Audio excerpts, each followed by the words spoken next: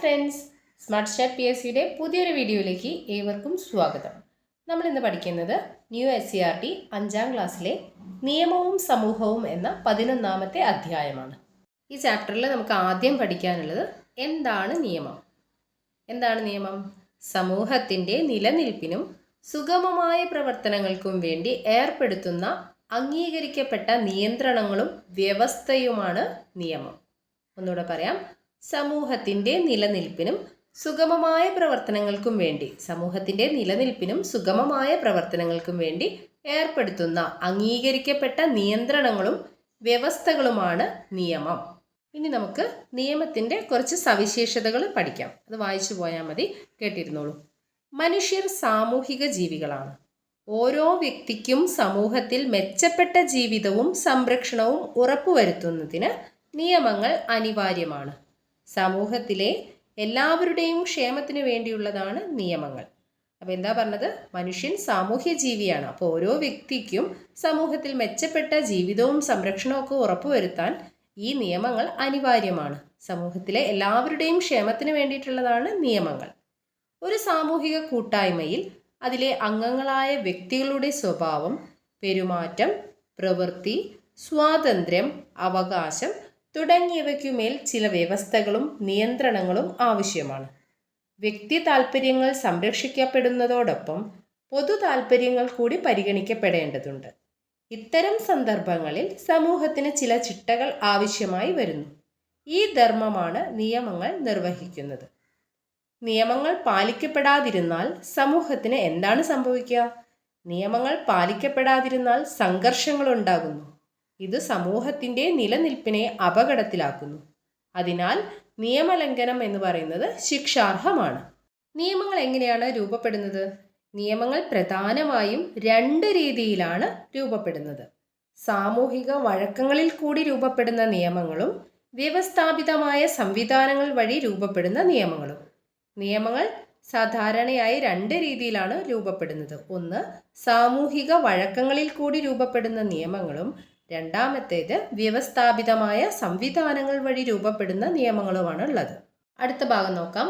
പ്രാചീന സമൂഹത്തിൽ നിലനിന്നിരുന്ന നിയമങ്ങളുടെ പ്രത്യേകതകളാണ് ഇനി പറയുന്നത്. വഴക്കങ്ങളിൽ നിന്ന് രൂപപ്പെട്ടവയാണ് പ്രാചീന സമൂഹത്തിൽ നിലനിന്നിരുന്ന നിയമങ്ങൾ.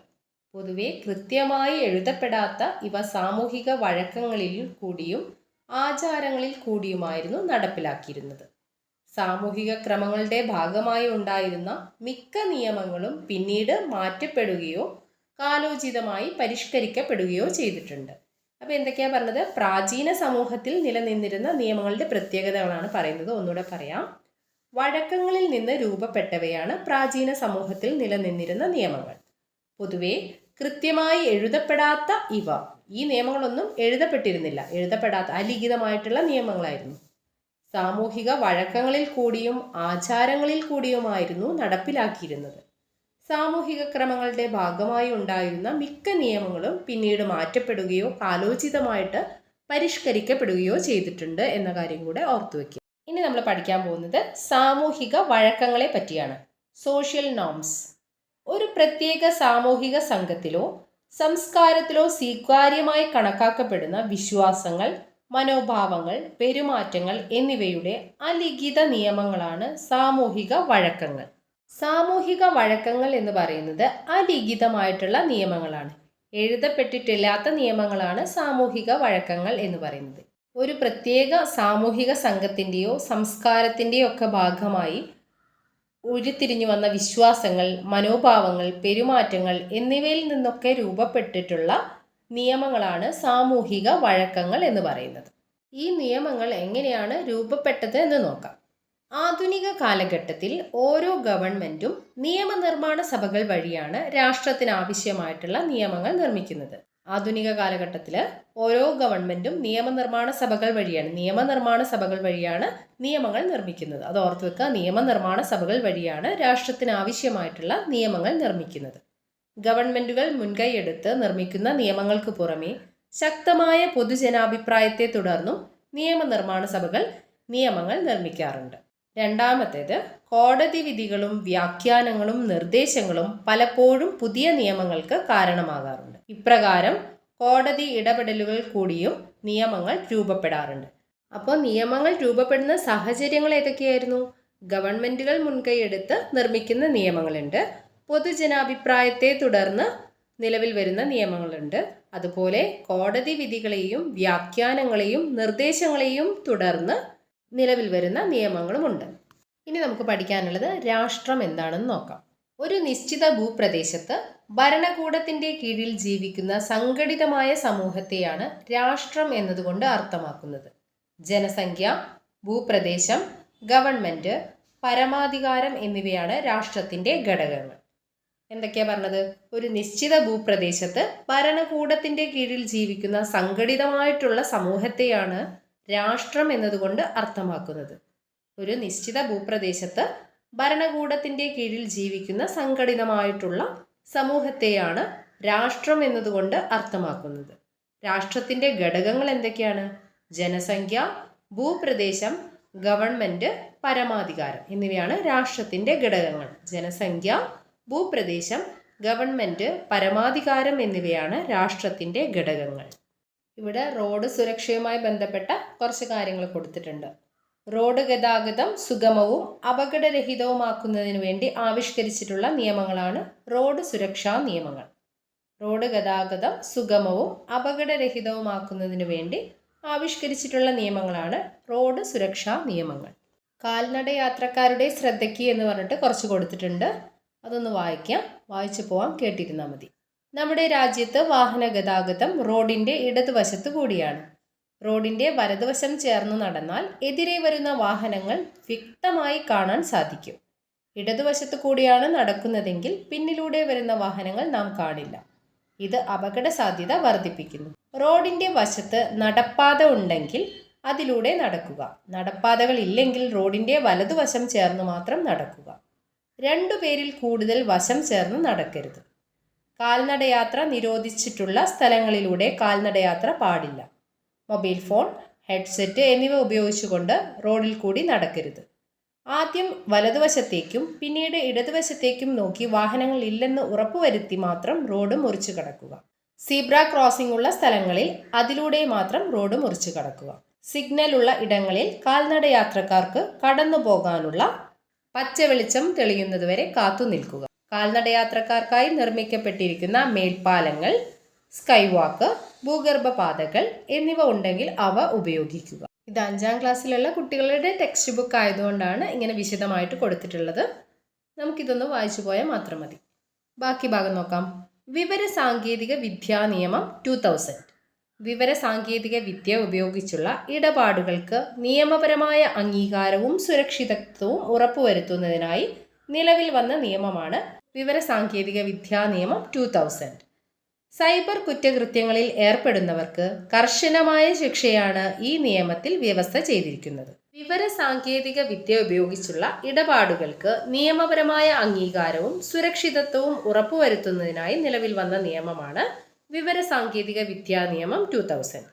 സൈബർ കുറ്റകൃത്യങ്ങളിൽ ഏർപ്പെടുന്നവർക്ക് കർശനമായ ശിക്ഷയാണ് ഈ നിയമത്തിലൂടെ വ്യവസ്ഥ ചെയ്തിരിക്കുന്നത്. ഇന്ത്യയിൽ വിവരസാങ്കേതിക വിദ്യാ നിയമം ഭേദഗതി ചെയ്തത് 2008 2008 ഇന്ത്യയിൽ വിവരസാങ്കേതിക വിദ്യാ നിയമത്തിന് ഭേദഗതി വരുത്തിയിട്ടുണ്ട് എന്നുള്ള കാര്യം കൂടെ ഓർത്തു വെക്കുക.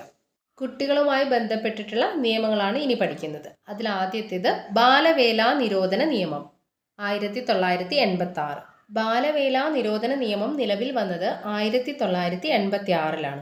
14 വയസ്സിന് താഴെയുള്ള കുട്ടികളെ ജോലിക്ക് നിയമിക്കുന്നത് കുറ്റകരമാണ് എന്നാണ് ഈ നിയമത്തിൽ പറഞ്ഞിരിക്കുന്നത്. ബാലവേല നിരോധന നിയമം 1986 നിലവിൽ വന്നു. 14 വയസ്സിന് താഴെയുള്ള കുട്ടികളെ ജോലിക്ക് നിയമിക്കുന്നത് കുറ്റകരമാണ് എന്നാണ് നിയമത്തിൽ പ്രതിപാദിക്കുന്നത്. വിദ്യാഭ്യാസ അവകാശ നിയമം 2009. 6 മുതൽ 14 വയസ്സ് വരെയുള്ള കുട്ടികൾക്ക് സൗജന്യവും നിർബന്ധിതവുമായ പ്രാഥമിക വിദ്യാഭ്യാസം ഉറപ്പു നൽകുന്നു. വിദ്യാഭ്യാസ അവകാശ നിയമം 2009 6 മുതൽ 14 വയസ്സ് വരെയുള്ള കുട്ടികൾക്ക് സൗജന്യവും നിർബന്ധിതവുമായ പ്രാഥമിക വിദ്യാഭ്യാസമാണ് ഈ നിയമത്തിലൂടെ ഉറപ്പുവരുത്തുന്നത്. പഠനത്തിന് ആവശ്യമായ ചെലവ് വഹിക്കാൻ കുട്ടിക്ക് ബാധ്യതയില്ല. എന്നാൽ നിർബന്ധിതവും സൗജന്യവുമായ വിദ്യാഭ്യാസം എന്നത് സർക്കാരുകൾ, തദ്ദേശ സ്വയംഭരണ സ്ഥാപനങ്ങൾ, സ്കൂൾ അധികൃതർ, രക്ഷിതാക്കൾ, അധ്യാപകർ എന്നിവരുടെ ഉത്തരവാദിത്വവും ചുമതലയുമാണ്. 6 വയസ്സ് കഴിഞ്ഞ ഒരു കുട്ടി സ്കൂളിൽ പോകാത്ത അവസ്ഥ ഉണ്ടായെങ്കിൽ കുട്ടിയുടെ വയസ്സിന് അനുയോജ്യമായ ക്ലാസ്സിൽ കുട്ടിയെ പ്രവേശിപ്പിക്കേണ്ടതാണ്. കുട്ടിയുടെ പഠന നിലവാരം മെച്ചപ്പെടുത്താൻ കുട്ടിക്ക് പ്രത്യേക പരിശീലനം നൽകണം.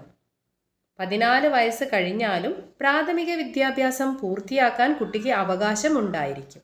വിദ്യാഭ്യാസം പൂർത്തിയാക്കാനുള്ള സൗകര്യം ഇല്ലാത്ത സ്കൂളിലാണ് കുട്ടി പഠിക്കുന്നതെങ്കിൽ അവിടെ നിന്നും കുട്ടിക്ക് മറ്റേതെങ്കിലും സ്കൂളിലേക്ക് മാറ്റം ആവശ്യപ്പെടാം. ഇതൊക്കെ ഈ നിയമത്തിൽ പ്രതിപാദിക്കുന്ന കാര്യങ്ങളാണ്. അടുത്തത് ബാലാവകാശ സംരക്ഷണ കമ്മീഷൻ. കുട്ടികളുടെ അവകാശങ്ങൾ സംരക്ഷിക്കാൻ വേണ്ടി ദേശീയ തലത്തിൽ ദേശീയ ബാലാവകാശ സംരക്ഷണ കമ്മീഷനും സംസ്ഥാന തലത്തിൽ സംസ്ഥാന ബാലാവകാശ സംരക്ഷണ കമ്മീഷനും പ്രവർത്തിക്കുന്നുണ്ട്. കുട്ടികളുടെ അവകാശങ്ങൾ സംരക്ഷിക്കാനായിട്ട് ദേശീയ തലത്തിലാണെങ്കിൽ ദേശീയ ബാലാവകാശ സംരക്ഷണ കമ്മീഷനും സംസ്ഥാന തലത്തിലാണെങ്കിൽ സംസ്ഥാന ബാലാവകാശ കമ്മീഷനും പ്രവർത്തിക്കുന്നുണ്ട് എന്ന കാര്യം കൂടെ ഓർത്തു വയ്ക്കുക. അടുത്തത് പഠിക്കാനുള്ളത് ബാലനീതി നിയമം 2015. സുരക്ഷിത ബാല്യം ഉറപ്പുവരുത്തുന്നതിനായി 2015 നിലവിൽ വന്ന നിയമമാണ് ബാലനീതി നിയമം. കുട്ടികളെ ഉപദ്രവിക്കുക, അവഗണിക്കുക, ഭിക്ഷാടനത്തിന് ഉപയോഗിക്കുക, അടിമവേല ചെയ്യിക്കുക, ലഹരി വസ്തുക്കൾ നൽകുക, അതിൻ്റെ വിൽപ്പനയ്ക്കായി കുട്ടികളെ ഉപയോഗിക്കുക തുടങ്ങിയവ ഈ നിയമമനുസരിച്ച് ശിക്ഷാർഹമാണ്. ഇത്തരം അവകാശ ലംഘനങ്ങൾ ഉണ്ടായാൽ സംസ്ഥാന ബാലാവകാശ സംരക്ഷണ കമ്മീഷനെ സമീപിക്കാവുന്നതാണ്. ബാലനീതി നിയമം വർഷം 2015 ഓർത്തുവെക്കണം. ബാലനീതി നിയമം നിലവിൽ വന്നത് 2015. സുരക്ഷിതമായ ബാല്യം ഉറപ്പുവരുത്തുന്നതിനായിട്ട് നിലവിൽ വന്ന നിയമമാണ് ബാലനീതി നിയമം 2015. കുട്ടികൾക്ക് അവകാശ ലംഘനങ്ങൾ ഉണ്ടായാൽ സംസ്ഥാന ബാലാവകാശ സംരക്ഷണ കമ്മീഷനെയാണ് സമീപിക്കേണ്ടത്. ഇനി പഠിക്കുന്നത് ഇമ്പോർട്ടൻ്റ് ആണ്. ലോക ബാലാവകാശ സംരക്ഷണ ദിനം നവംബർ 20. നവംബർ 20 ലോക ബാലാവകാശ സംരക്ഷണ ദിനം. ലോക ബാലാവകാശ സംരക്ഷണ ദിനം എന്നാണ് നവംബർ 20. ബാലവേല വിരുദ്ധ ദിനം ജൂൺ 12. ജൂൺ 12 ബാലവേല വിരുദ്ധ ദിനം. അതുപോലെ ചൈൽഡ് ഹെൽപ്പ് ലൈൻ നമ്പറാണ് 1098. ചൈൽഡ് ഹെൽപ്പ് ലൈൻ നമ്പർ 1098 അങ്ങനെ പഠിച്ചു വെക്കാം. ചൈൽഡ് ഹെൽപ്പ് ലൈൻ നമ്പർ എത്രയാണ്? 1098. 1098 ആണ് ചൈൽഡ് ഹെൽപ്പ് ലൈൻ നമ്പർ. അടുത്ത നമുക്ക് പഠിക്കാനുള്ളത് POCSO act 2012. Protection of children from sexual offences act 2012. പോക്സോൻ്റെ ഫുൾ ഫോം ആണ് protection of children from sexual offences act 2012. POCSO act നിലവിൽ വന്നത് 2012. ലിംഗപദവി വ്യത്യാസം ഇല്ലാതെ, ലിംഗപദവി ആൺകുട്ടി പെൺകുട്ടി എന്ന വ്യത്യാസമില്ലാതെ, ലിംഗപദവി വ്യത്യാസമില്ലാതെ കുട്ടികൾക്കെതിരെയുള്ള ലൈംഗിക അതിക്രമങ്ങളിൽ നിന്ന് അവരെ സംരക്ഷിക്കുന്നതിനായി നിലവിൽ വന്ന നിയമമാണ് പോക്സോ ആക്ട്. ലൈംഗിക കുറ്റകൃത്യങ്ങളിൽ നിന്നും കുട്ടികളെ സംരക്ഷിക്കുന്നതിനുള്ള നിയമമാണ് 2012 പോക്സോ നിയമം നിലവിൽ വന്നത്. അന്താരാഷ്ട്ര തലത്തിൽ 1989 നിലവിൽ വന്ന കുട്ടികളുടെ അവകാശ ഉടമ്പടിയെ അംഗീകരിച്ചുകൊണ്ടാണ് ഇന്ത്യ ഗവൺമെൻറ് ഈ നിയമം നടപ്പിലാക്കിയിട്ടുള്ളത്. അപ്പോൾ ഒന്നുകൂടെ പറയാം. പോക്സോ ആക്ട് നിലവിൽ വന്നത് 2012. പോക്സോയുടെ ഫുൾ ഫോമാണ് protection of children from sexual offences act. നിലവിൽ വന്നത് 2012. Date 2012 November 14. വർഷവും ഡേറ്റും ഓർത്തു വയ്ക്കുക, ഇമ്പോർട്ടൻ്റ് ആണ്. പോക്സോ ആക്ട് നിലവിൽ വന്ന വർഷവും ഡേറ്റും ആണ് പറയുന്നത്. 2012 നവംബർ 14 ഈ നിയമം നിലവിൽ വന്നത്. ലിംഗപദവി വ്യത്യാസമില്ലാതെ കുട്ടികൾക്കെതിരെയുള്ള ലൈംഗിക അതിക്രമങ്ങളിൽ നിന്നും അവരെ സംരക്ഷിക്കുന്നതിനായിട്ട് നിലവിൽ വന്ന നിയമമാണ് പോക്സോ ആക്ട് 2012. അന്താരാഷ്ട്ര തലത്തിൽ 1989 നിലവിൽ വന്ന കുട്ടികളുടെ അവകാശ ഉടമ്പടിയെ അംഗീകരിച്ചുകൊണ്ടാണ് ഇന്ത്യ ഗവൺമെൻറ് ഈ നിയമം നടപ്പിലാക്കിയിട്ടുള്ളത്. ഈ പോക്സോ ആക്ടിൻ്റെ ഉദ്ദേശ ലക്ഷ്യങ്ങൾ എന്തൊക്കെയാണ്? കുട്ടികൾക്കെതിരെയുള്ള ലൈംഗിക അതിക്രമം, ലൈംഗിക പീഡനം, കുട്ടികളെ അശ്ലീല പുസ്തകങ്ങൾ കാണിക്കൽ, അവരെ ഉപയോഗിച്ചുള്ള ചിത്രമെടുക്കൽ തുടങ്ങിയ കുറ്റകൃത്യങ്ങളിൽ നിന്ന് കുട്ടികളെ സംരക്ഷിക്കുക. ഇത്തരം കുറ്റകൃത്യങ്ങളുടെ വിചാരണയ്ക്കായി പ്രത്യേകം കോടതികൾ സ്ഥാപിക്കുക. ഈ കുറ്റകൃത്യങ്ങളുമായി ബന്ധപ്പെട്ട അന്വേഷണ വിചാരണ നടപടികളിൽ ബാലസൗഹൃദ സമീപനം ഉറപ്പുവരുത്തുക. ഇതൊക്കെയാണ് ഈ നിയമത്തിൻ്റെ ഉദ്ദേശ ലക്ഷ്യങ്ങൾ. അടുത്തത് എന്താണ് നിയമവാഴ്ച? നിയമത്തിനു മുന്നിൽ എല്ലാ പൗരരും തുല്യരാണ്. നിയമം ഉറപ്പാക്കുന്ന തുല്യ സംരക്ഷണം അനുഭവിച്ച് അവയ്ക്ക് വിധേയപ്പെട്ട് ജീവിക്കുന്ന സാഹചര്യമാണ് നിയമവാഴ്ച. നിയമത്തിനു മുന്നിൽ എല്ലാ പൗരന്മാരും തുല്യരാണ്. നിയമം ഉറപ്പാക്കുന്ന തുല്യ സംരക്ഷണം അനുഭവിച്ച് അവയ്ക്ക് വിധേയപ്പെട്ട് ജീവിക്കുന്ന സാഹചര്യമാണ് നിയമവാഴ്ച എന്നതുകൊണ്ട് ഉദ്ദേശിക്കുന്നത്. അടുത്തത് തർക്കപരിഹാര സംവിധാനങ്ങൾ. സമൂഹത്തിൽ തർക്കങ്ങളും കലഹങ്ങളും ഉണ്ടാകുമ്പോൾ നിയമവാഴ്ച ഉറപ്പുവരുത്താനും അവയ്ക്ക് പരിഹാരം കാണുന്നതിനുള്ള സംവിധാനങ്ങളാണ് തർക്കപരിഹാര സംവിധാനങ്ങൾ. ഏതൊക്കെയാണ് തർക്കപരിഹാര സംവിധാനങ്ങൾ? തദ്ദേശ സ്വയംഭരണ ജാഗ്രതാ സമിതികൾ, പോലീസ് സ്റ്റേഷനുകൾ, ജനപ്രതിനിധികൾ, കോടതികൾ. ക്രമസമാധാന പാലനമാണ് പോലീസിന്റെ ചുമതല. എന്നാൽ തർക്കങ്ങൾ പരിഹരിക്കുന്നതിനും ശിക്ഷ വിധിക്കുന്നതിനുമുള്ള അധികാരമാർക്കാണ്? കോടതികൾക്കാണ്. ഇനി നമ്മൾ കോടതികളെ പറ്റിയാണ് പഠിക്കുന്നത്. ആദ്യത്തെ പഠിക്കാനുള്ളത് സുപ്രീം കോടതി. ഇന്ത്യയുടെ പരമോന്നത കോടതിയാണ് സുപ്രീം കോടതി. സുപ്രീം കോടതി സ്ഥിതി ചെയ്യുന്നത് എവിടെയാണ്? ന്യൂഡൽഹിയിൽ. ഇന്ത്യയുടെ പരമോന്നത കോടതി സുപ്രീം കോടതി. ന്യൂഡൽഹിയിലാണ് സുപ്രീം കോടതി സ്ഥിതി ചെയ്യുന്നത്. എന്നാൽ സംസ്ഥാനത്തെ ഏറ്റവും ഉയർന്ന കോടതി ഏതാണ്? ഹൈക്കോടതിയാണ്. എറണാകുളത്താണ് കേരള ഹൈക്കോടതി സ്ഥിതി ചെയ്യുന്നത്. സംസ്ഥാനത്തെ ഏറ്റവും ഉയർന്ന കോടതി ചോദിച്ചാൽ അത് ഹൈക്കോടതിയാണ്. കേരള ഹൈക്കോടതി സ്ഥിതി ചെയ്യുന്നത് എറണാകുളത്താണ്. ഒന്നുകൂടെ പറയാം, ഇന്ത്യയുടെ പരമോന്നത കോടതി സുപ്രീം കോടതിയാണ്. സംസ്ഥാനത്തെ ഏറ്റവും ഉയർന്ന കോടതി ചോദിച്ചാൽ അത് ഹൈക്കോടതിയാണ്.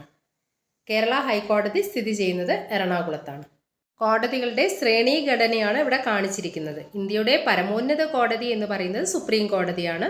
അതിന് താഴെയായിട്ട് ഹൈക്കോടതികളും, അതിന് താഴെ ജില്ലാ കോടതികളും, അതിന് താഴെ കീഴ്ക്കോടതികളാണ് ഉള്ളത്. നിയമത്തിൻ്റെ പരമാധികാരം ഉറപ്പുവരുത്തുക എന്നതാണ് കോടതികളുടെ മുഖ്യ ചുമതല. നിയമങ്ങൾ പാലിക്കുന്നത് കൊണ്ടാണ് സുഗമമായ സാമൂഹിക ജീവിതം സാധ്യമാകുന്നത്. തങ്ങളുടെ അവകാശങ്ങൾ ലംഘിക്കപ്പെടുമ്പോൾ ജനങ്ങൾ കോടതിയെയാണ് സമീപിക്കുന്നത്. കോടതികളുടെ ചുമതല എന്താണ്? നിയമത്തിൻ്റെ പരമാധികാരം ഉറപ്പുവരുത്തുക എന്നതാണ് കോടതികളുടെ മുഖ്യ ചുമതല. ഇത്രയും കാര്യങ്ങളാണ് നമുക്ക് 5ാം ക്ലാസ്സിലെ ഈ 11ാമത്തെ അധ്യായത്തിൽ പഠിക്കാനുള്ളത്. ഇത് 5ാം ക്ലാസ്സിലെ ചാപ്റ്റർ ആയതുകൊണ്ട് തന്നെ ഒരു ചെറിയ ചാപ്റ്ററാണ്, പെട്ടെന്ന് പഠിച്ചെടുക്കാം. അപ്പം നമുക്ക് അടുത്ത വീഡിയോയിൽ കാണാം. അപ്പം വീഡിയോസ് ഇഷ്ടമാവുന്നുണ്ടെങ്കിൽ ലൈക്ക് ചെയ്യാനും ഷെയർ ചെയ്യാനൊന്നും മറക്കരുത്. അതുപോലെ ചാനൽ ആദ്യമായിട്ട് കാണുന്നവരാണെങ്കിൽ ചാനലൊന്ന് സബ്സ്ക്രൈബ് ചെയ്ത് സപ്പോർട്ട് ചെയ്യാം. Thank you for watching.